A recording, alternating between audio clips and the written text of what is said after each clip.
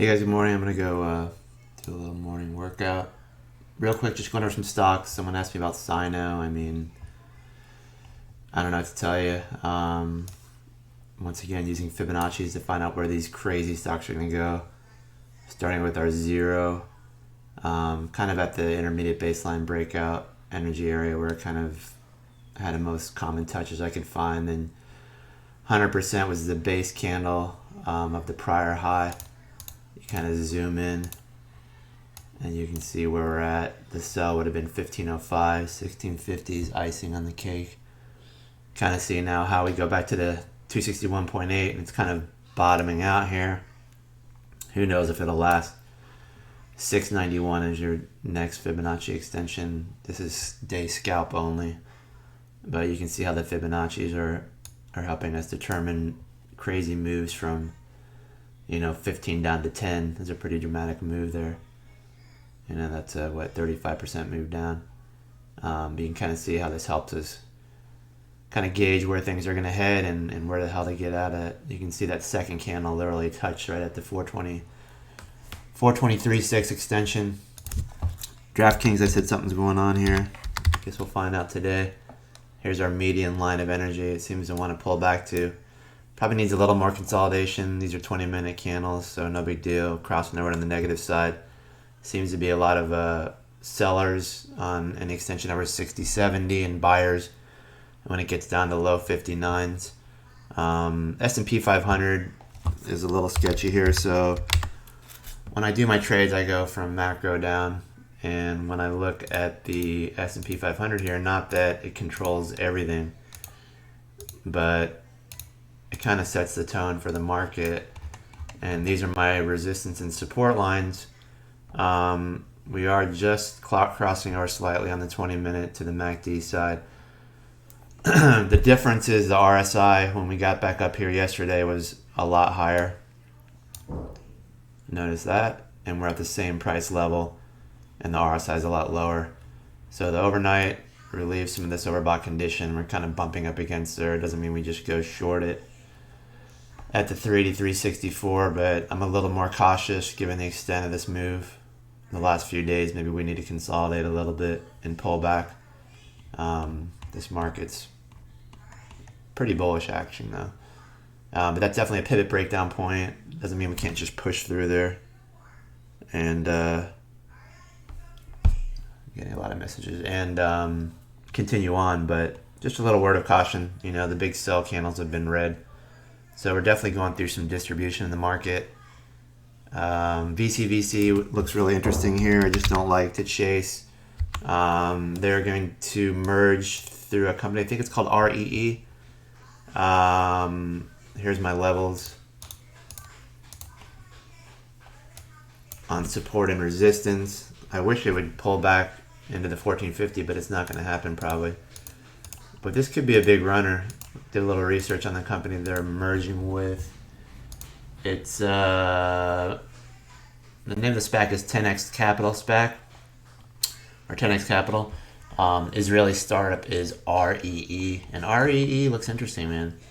I think they provide some of the components with the EV space, and they've got some big orders in. So this could be a runner.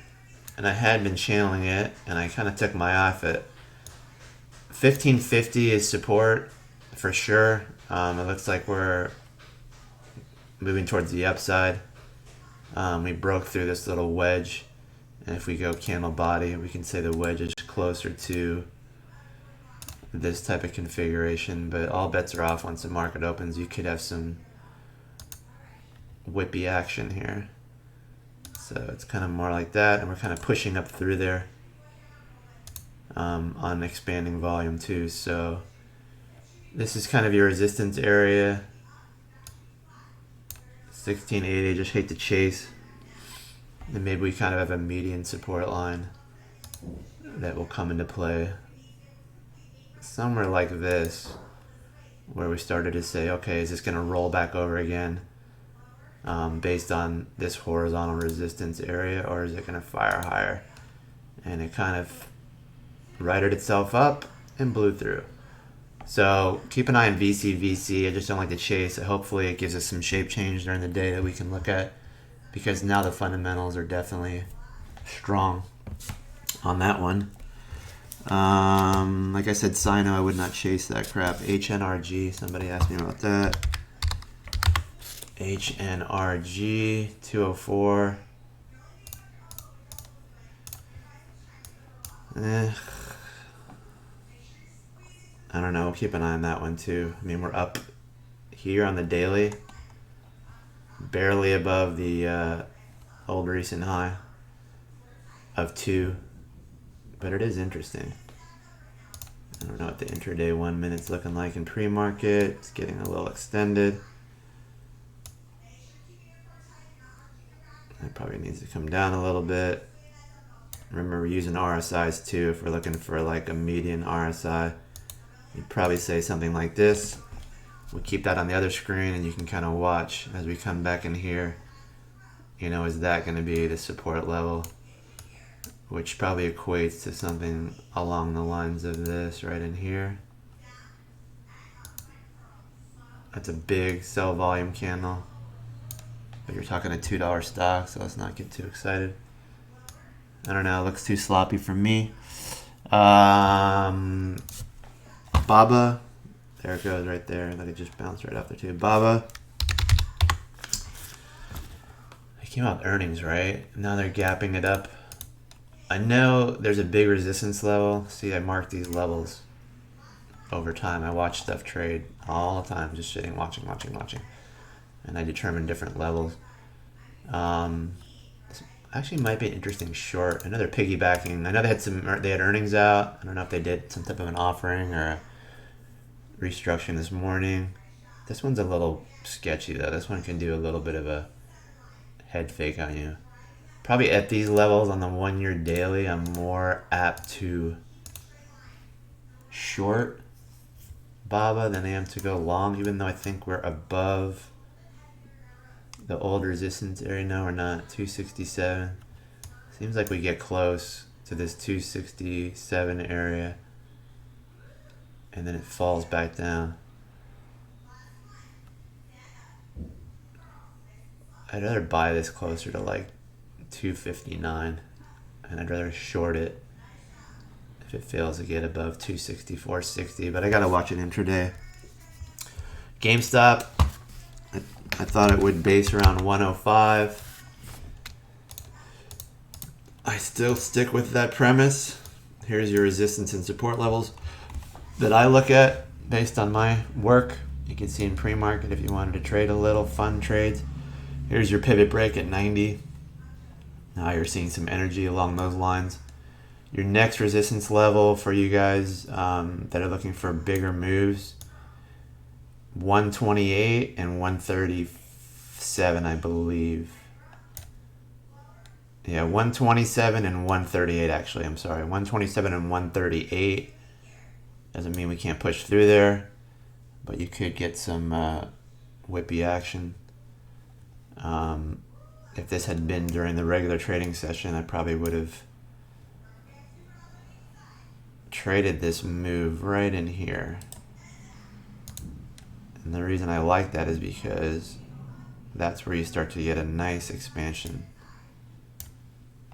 on the positive of the MACD. It's the kind of stuff we're looking to the regular session, and you get some decent volume for the first time in pre-market. So this would have been the buy point right here. If I was buying that, I don't know, my stop probably would have been, and I would have sold it already at one of those levels up there. My stop probably would be, if we were trading this intraday, somewhere along this median line there. Like I wouldn't want it to get below 89. So a buy at 90.34, we literally have $1 and change on the downside, and then look how much upside we're getting here. Definitely would have sold. I would have been happy to get 113. Jesus. So we'll see if it goes back down and tags 100.